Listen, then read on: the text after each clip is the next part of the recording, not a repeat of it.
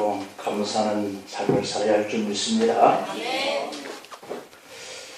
이번에 마음이 아픈 상태 속에서 컨퍼런스에 참석을 했습니다.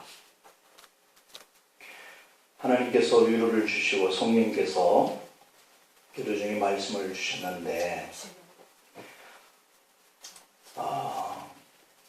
우리 하나님은 우리가 너무 애쓰지 않기를 원하시는 분이셔요.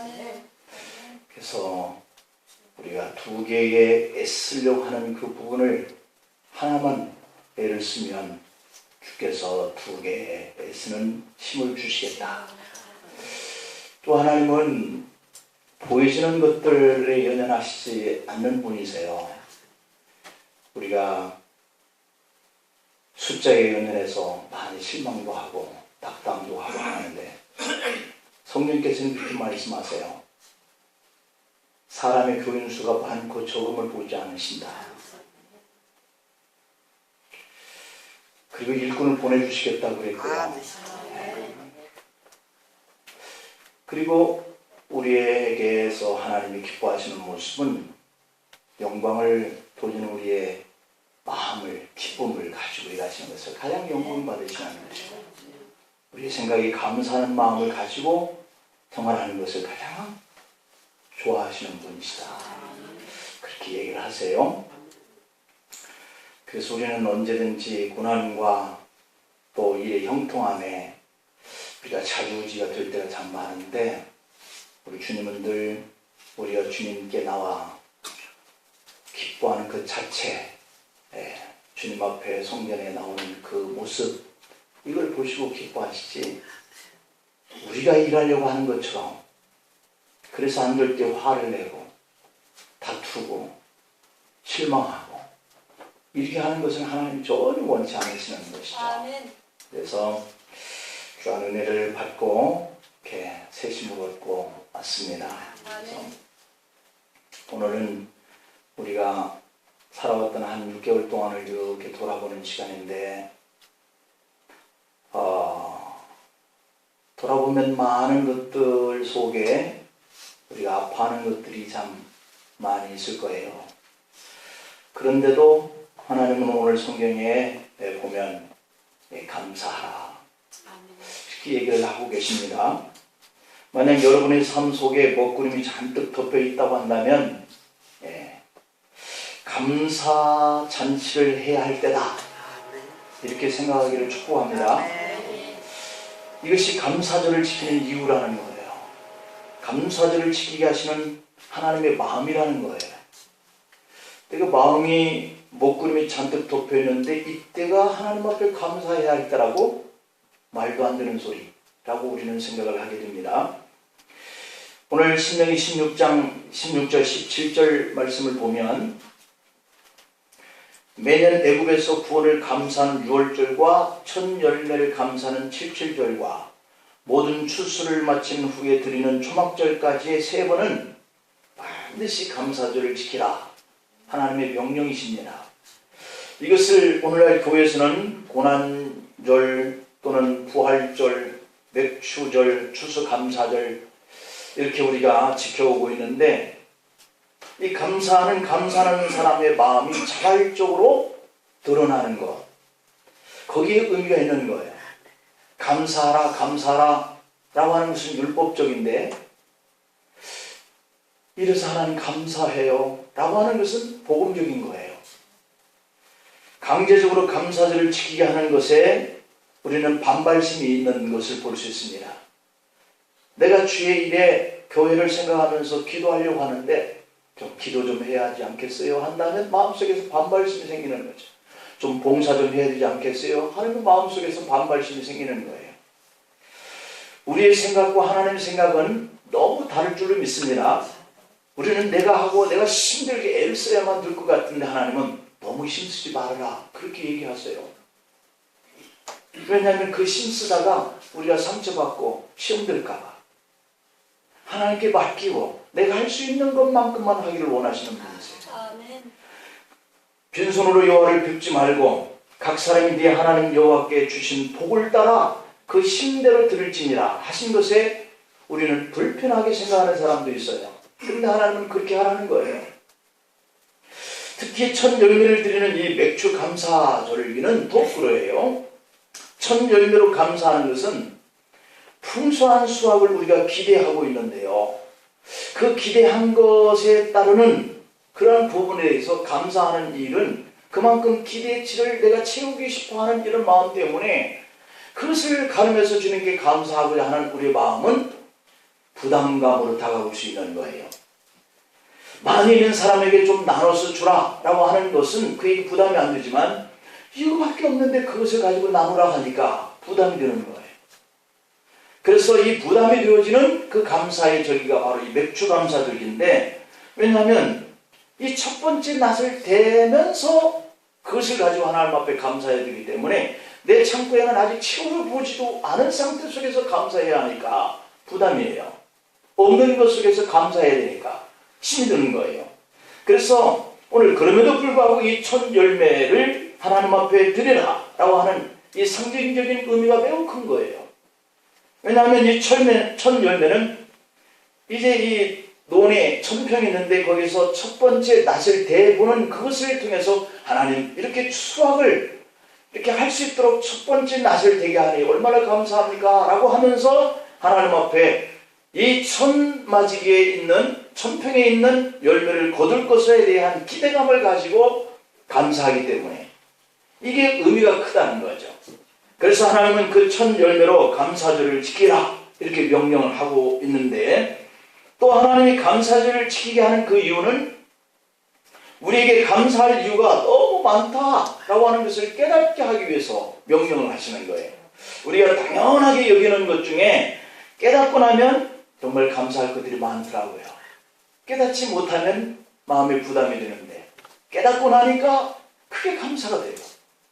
사실 숨 쉬는 것이 얼마나 당연한 거예요. 여러분 생각해 보세요.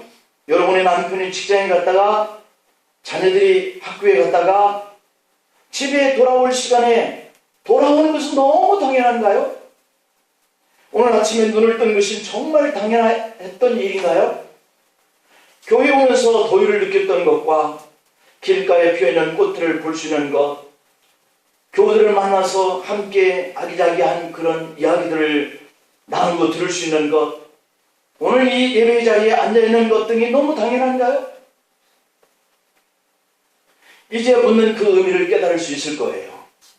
너무 당연한 일처럼 우리가 언제부터 생각하고 있는 이 부분이 어떤 때는 그렇지 못한 세상이 되고 있다는 얘기예요. 이런 것을 깨닫고 보면 일상 속에서 일어나는 일들 같은데 나갔다가 들어오고 잠자다가 일어나고 하는 이런 일, 꽃을 보고 예쁘다고 생각하는 것들, 이렇게 더우면 덥다고 느끼는 것들, 반가운 사람 만나면 밀렸던 이야기들을 나누는 것들, 이것이 사실 너무너무 감사한 일인 거예요. 목회를 잘하다가 얼마 전에 돌아가신 목사님이 얘기합니다. 그분이 돌아가시기 전에 교우들에게 하고 싶은 말을 책으로 남겼는데 죽음을 앞둔 목사님의 마음에 담긴 그 글들을 보면 많은 생각을 하게 하더라고요. 인생의 마지막에는 무슨 생각이 들까 참 궁금했어요. 운명의 시간들을 두고 기록해 놓은 책이기 때문에 과연 죽음을 앞둔 사람의 생각에 하고자 하는 말들이 무엇일까?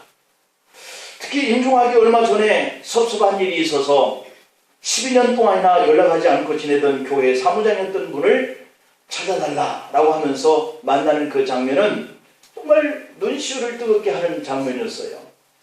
부모가 보기에는 자녀들이 감사합니다, 감사합니다 하면서 살아도 부족할 정도로 은혜 안에서 살고 있고, 그런데도 자녀들은 불평하고 원망하는 그 것들이 너무 많습니다. 그것이 부모에게는 걱정스러운 거예요. 이스라엘 백성들이 광야 생활을 할 때 광야에서 사는 것이 어려움이 많지만 그 안에서 기적을 체험합니다. 매일 만나를 먹고 메추라를 먹었고 반석에서는 물이 나와서 마셨고 여벌 신도 없었지만 옷이 헐어서 떨어지지 않고 신발이 헤어지지 않고 불기둥과 구름기둥으로 길을 인도받고 대적들이 오면 막아주는 이 일들을 경험하는 거예요. 그런데 이스라엘 백성들은 그 속에서 얼마나 감사했음에도 불구하고 그들은 감사가 나오지 않습니다. 왜 우리를 이 광야의 어려운 고난 앞에 인도했느냐? 불평하고 계속해서 원망하다가 그 1세대들은 가나안 땅을 밟아보지 않고 광야에서 다 죽었습니다. 결국 그렇게도 소원했던 약속의 땅 가나안 땅을 밟아보지 못한 거예요. 그것은 그들의 불평의 죄, 원망의 죄 때문이었습니다. 고린도전서 10장의 7절 이하에 보면 그들 가운데 어떤 사람들과 같이 너희는 우상 숭배하는 자가 되지 말라. 그들 중에 어떤 사람들이 음행하다가 하루에 23,000명이 죽었나니 우리는 그들과 같이 음행하지 말자. 그들 가운데 어떤 사람들이 주를 시험하다가 뱀에게 멸망하였나니 우리는 그들과 같이 시험하지 말자. 그들 가운데 어떤 사람들이 원망하다가 멸망시키는 자에게 멸망하였나니 너희는 그들과 같이 원망하지 말라. 그들에게 일어난 이런 일은 본보기가 되고 또한 말씀을 만난 우리를 깨우치기 위하여 기록되었다. 그들이 어떤 사람들은 원망하고 그들은 어떤 사람들처럼 시험이 되고 하는 이런 일처럼 마지막을 살아가는 우리는 그들을 본봐서는 안 된다. 이렇게 말씀하고 계세요. 잠언의 3장 9절 10절을 보면은 네 재물과 네 소산물의 처음 익은 열매로 여호와를 공경하라. 그리하면 네 창고가 가득 차고 네 집틀에 새 포도즙이 넘치리라. 이렇게 말씀하셨는데 이 첫 열매로 감사드리는 자에게 풍족한 추수를 보장하고 계시고 창고에 가득 채워주시겠다. 포도즙을 풍족하게 주시겠다. 약속해 놓고 계세요. 그래도 혹시 여기 계신 여러분들 중에 나에게 하나님께 감사할 것이 전혀 없다라고 생각하시는 분이 계신다면 그런 분 중에 혹 건강을 잃어버렸기 때문인가요? 아니면 경영하시던 여러분과 자녀들의 사업이 어려졌기 때문인가요? 아니면 행복했던 그 가정에 어떤 결별해야 하는 위기가 왔기 때문인가요? 정말 사랑하던 사람들 중에 세상을 떠난 분이 계셨기 때문인가요? 사랑하는 자녀들 중에 직장의 취업과 학업시험에 실패했기 때문인가요? 그렇다면 여러분 지금 종이를 꺼내서 나에게 지금까지 하나님께서 감사해야 할 그 일들이 무엇이었는가 하는 것들을 한번 적어보기 시작해 보면 평생 동안 살면서 감사했던 일을 주님께 묻고 받아 써보면 아마 정말 듣기 원한다면 성령께서 반드시 여러분들에게 감사할 일들을 조목조목 생각나게 해주실 거예요. 고린도전서 2장의 11절에 보면 우리가 세상의 영을 받지 아니하고 오직 하나님으로부터 온 영을 받았으니 이는 우리로 하여금 하나님께서 우리에게 은혜로 주신 것들을 알게 하려 하십니다. 감사할 일도 알려주신다는 그 영의 역할을 말씀하고 계세요. 입시생 부모님들이 시험을 끝나고 나오는 이 자녀에게 가장 먼저 하고 싶어하는 말들이 뭘까? 시험 잘 봤니? 라고 하는 말일 거예요. 그러나 그 말처럼 자녀들을 힘들게 하는 말이 없다라고 한다는 거예요. 자녀 입장에서는 부모는 시험을 본 자신보다 좋은 점수를 더 좋아한다 라고 여겨지기 때문이다 라고 하는 것 때문이죠. 시험을 본 자녀들이 가장 힘든 것은 점수는 몇 점이나 맞았을까? 거기에만 관심을 갖는 그런 부모의 생각 때문이다 라고 하는 거예요. 그래서 시험을 마치고 나온 자녀들을 만나기 전에 부모의 마음에 감사를 먼저 회복하고 자녀를 만나라는 얘기예요. 시험을 보고 나온 이 자녀에게 너 시험 잘 봤니? 라고 묻지 말고 정말 감사하다, 고맙다, 수고했다 라고 하는 말을 할 수 있어야 된다는 것이죠. 사실 시험을 치는 것만으로도 감사하는 거예요. 아들, 딸이라고 하는 이 자리에 그가 아들로서 딸로서 있어주는 것만도 감사하는 거예요. 세월 후에 수많은 학생들이 부모와 형제와 친구 곁을 떠났습니다. 그 가족들은 곁에 와서 함께 해주고 같이 울어주고 바라다 봐주는 이 친구들을 보면서 하고 싶은 말은 살아있어줘서 고맙다. 살아있어줘서 감사하다라고 하는 말이었다는 것이죠. 자녀를 잃은 부모에게는 어느 명문 대학보다, 어느 좋은 대학보다 곁에 있어주는 자녀였으면 좋았겠다라고 하는 말을 했다는 거예요. 우리는 그런 점에서 성공보다 실패해서 더 감사를 배웁니다. 우리는 그 고난과 그 시험 속에서 오히려 하나님을 발견합니다. 시험의 결과와 추력의 결과와 상관없이 그냥 그 속에서 감사하고 그냥 그 속에서 하나님을 만나서 은혜가 되는 것, 이것이 하는 것이죠. 그 다음에 두 번째로는 사실 하나님은 이 감사절을 통해서 우리에게 깨우치려고 하는 것이 하나 있어요. 그것은 감사는 주님께만 드리는 것이 아니고 어려운 이들을 위한 배려가 있어야 된다고 하는 것을 진정으로 가르쳐주고 싶은 내용이 오늘 11절, 12절 속에 기록되어 있는 것이죠. 보면 너와 내 자녀와 노비와 내 성중에 있는 레위인과 및 너희 중에 있는 객과 과와 과부와 함께 네 하나님 여호와께 자기 이름을 두시려고 택한 곳에서 네 하나님 여호와 앞에서 즐거워할지니라. 하나님 우리가 즐거워하는 것을 가장 영광을 받으시고 기뻐한다는 거예요. 성령께서 주신 말씀이에요. 근데 이것이 우리가 잘 안 되는 거예요. 내가 해야 할 것 같고 내가 이 일을 책임져야 할 것 같고, 근데 주님은 우리 보고 책임지라고 하시지 않으세요. 성령께서 주시는 말씀은 네가 기도를 힘들게 많이 하기를 원하지 않는다는 것이었어요. 우리가 생각할 때는 힘들게 오래 기도해야만 좋을 것 같은데 아니에요. 기도 속에서 내가 나의 모습을 깨닫고 내가 진정으로 주님 앞에 서야 할 것을 서지 못하는 것을 회개하기를 원하는, 그거면 되는 거예요. 내가 기도 시간을 많이 한다고 해서 응답이 되고 적게 한다고 해서 응답이 안 되는 게 아니더라고요. 주님이 우리에게 깨닫게 해주시는 귀한 메시지였어요. 아멘. 여러분, 그것이 뭐겠어요?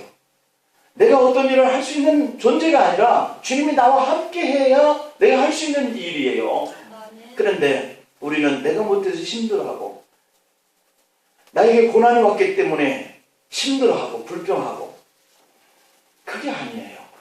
우리 주님이 우리를 통해서 기뻐하시는 모습은 그냥 주님께 우리가 기뻐하고 즐거워하는 모습으로 곁에 있어서 그것이 하나님께서 온 것인 줄로 내가 깨닫게 되어지는 것을 기뻐하고 영광 받으시는 거예요. 아멘.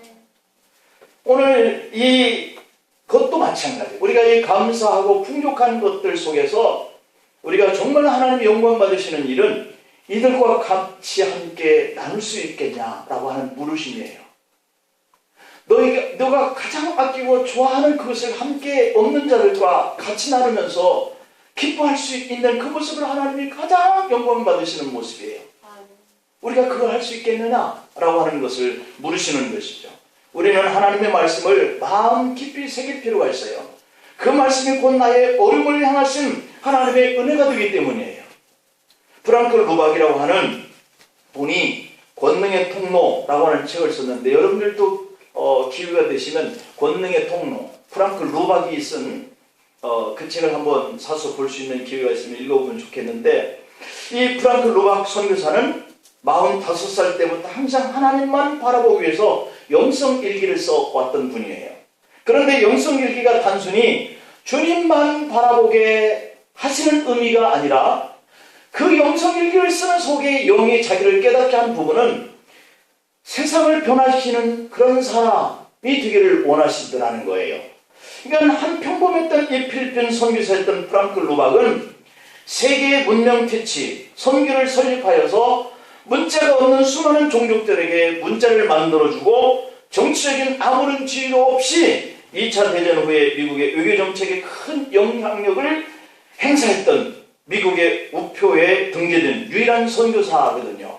근데 이 책을 보면 그분이 왜 이런 평가를 받고 미국이라는 곳에서 왜 이 선교사의 얼굴을 우표에 등재했는지 그 이유를 알게 되는데, 이 프랑크 루박 선교사가 우리에게는 두 개의 영혼이 있다. 그 영혼 속에는 두 개의 문이 있다. 이렇게 얘기를 해요. 우리의 영혼 속에 두 개의 문이 있는데, 하나는 하나님께 향하여져 있는 문이 있고, 또 하나는 이 땅의 사람들을 향한 그런 문이 있다. 이렇게 얘기를 해요. 우리 마음에 이 두 문이 활짝 열려 있으면 우리는 하나님의 은혜의 통로가 된다. 이렇게 얘기를 하고 계세요. 그리고 복을 받는다.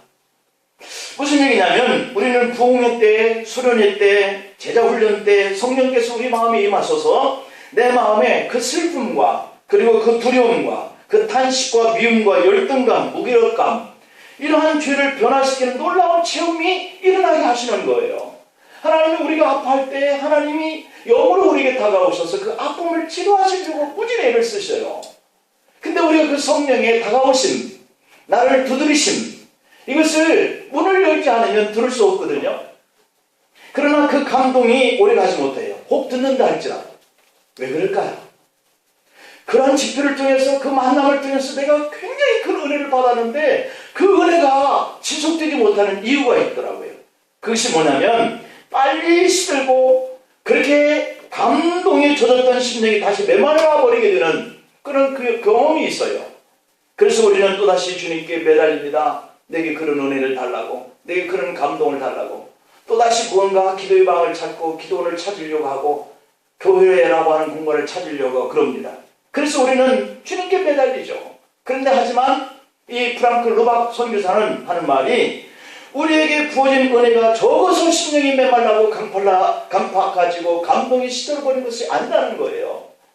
하나님이 우리에게 주신 은혜가 적어서가 아니라 우리의 마음이 주님께만 열려져 있기 때문이다 라고 하는 거예요. 사람에게는 열려져 있지 않기 때문에 쉽게 주님께 받은 심령이 메말르고 감동이 메말라 버리고 만다는 거예요. 프랑크 루박 선교사는 우리의 마음을 작은 양동이로 비유를 하고 있어요.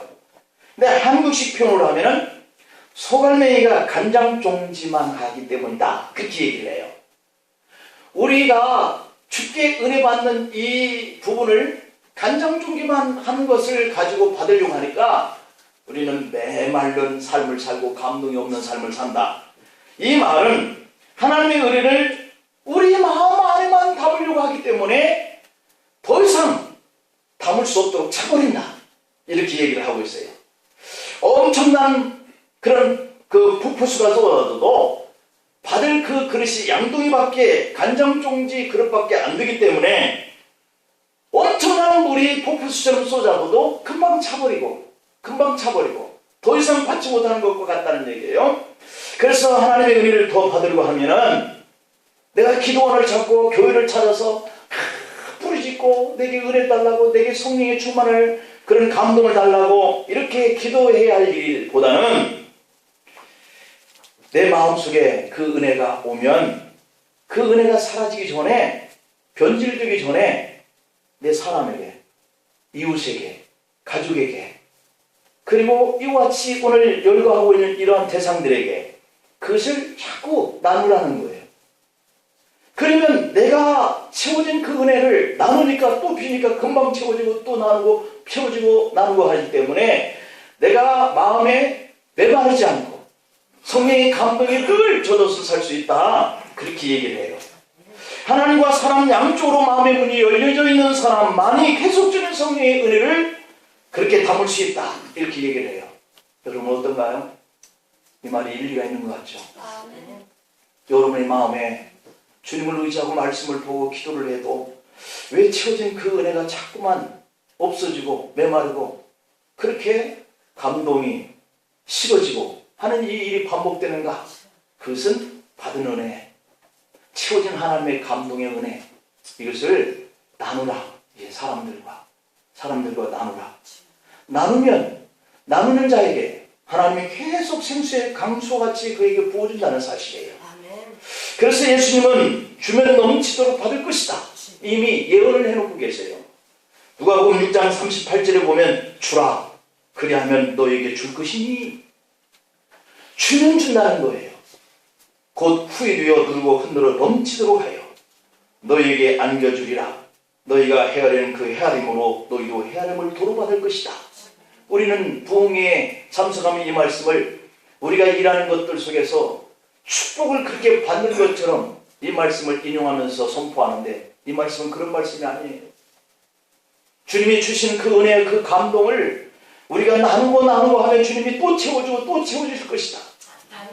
용서도 양쪽 문이 다 열려져 있어야 된다. 하늘을 향한 내 문, 그래서 주님이 주신 은혜를 받고, 사람을 향한 문이 열려져서 그들에게 같이 나누고, 마태복음 6장 12절에 보니까 우리가 우리에게 죄 지은 자를 사하여 준 것 같이 우리 죄를 사하여 주옵시고 라고 하셨어요. 또 기도도 양쪽 문이 다 열려져 있어야 돼요. 마태복음 7장 7절에 보니까 구하라 그리하면 너에게 주실 것이요, 찾으라 그리하면 찾아낼 것이고, 문을 두드리라 그리하면 너에게 열릴 것이다. 양쪽 문을 얘기하고 있어요. 그리고 마태복음 7장 12절에도 보면 그러므로 무엇이든지 남에게 대접을 받고자 하는 대로 너희도 남을 대접하라. 받고 싶으면 남을 대접하라. 남을 대접하면 또 받는다. 이런 양쪽 문을 얘기하고 있어요. 이스라엘이 사해 바다를 보면 소금기가 많아서 물에 들어가면 우리 몸이 둥둥 뜨는 것을 체험했어요. 그것은 사해 바다 안으로 흐르는 그 물이 받기만 하고 다른 곳으로 흘러 들어가지 않기 때문에 물에 썩어가면서 소금기가 많아지기 시작했어요. 생물이 살지 못하게 되었어요. 우리가 살다가 내 심령이 자주 메마르게 되어지는 이런 감정을 느끼게 된다면 하늘만 열어놓고 사는 것은 아닐까? 도전을 받을 필요가 있어요. 내게 베풀어 주시는 하나님의 은혜와 그 감동의 역사가 내가 자꾸만 원하기 때문에 하나님이 주시기는 주시는데 그냥 너무 적어서 사주 메말라 남에게 주지 않으니까 받은 은혜를 흐르게 할 수 있기를 축복합니다. 맥주 감사절은 고난 속에서 하나님 주시는 은혜를 깨닫고 감사하게 하시려고 그것을 지키려고 명령하신 날이에요. 감사절은 우리의 삶이 메마르고 그 메마름을 깨닫고 하나님께 받은 은혜를 사람들에게 흐르게 하여서 더 큰 축복을 내가 받고자, 내가 주었더니 하나님 나를 더 채워주시는 이런 역사는 바로 오늘 이 맥주절에 감사의 정신에서 나온 것이다. 사람들을 향하여 문을 열고 축복의 통로가 되게 하소서. 여러분들이 하나님 베푸시는 그 은혜의 축복의 통로가 되기를 축복합니다. 기도하겠습니다. 아버지 하나님, 주님의 은혜를 감사합니다. 주께서 왜 이 감사를 절기를 지키라고 했는지, 낯을 이제 대기 시작한 그것을 가지고 우리가 사용하기도 부족한데 왜 하나님께 드리면서 감사하라고 했는지 오늘 우리가 다시 한번 깨닫습니다. 받은 바 그 은혜를 하나님 앞에 감사했더니 또한 사람들을 향해서 그 은혜를 같이 나누었더니 하나님께서는 우리를 축복의 통로로 흐르게 하시고 눌어서 차고 넘치게 축복해 주시겠다고 하는 그러한 하나님의 역사가 있어서 그렇게 말씀하시는 것을 이제 알고 이제 하나님 지키기로 결심하오니 주여 한 주간의 삶의 자리가 우리의 평생의 자리가 주님의 은혜에 감동해 주셔서 은혜 때문에 살게 하시고 그 은혜를 나누어서 하나님이 다시 채워주시는 축복 때문에 살게 하여 주시옵소서. 예수님의 이름으로 기도하옵나이다.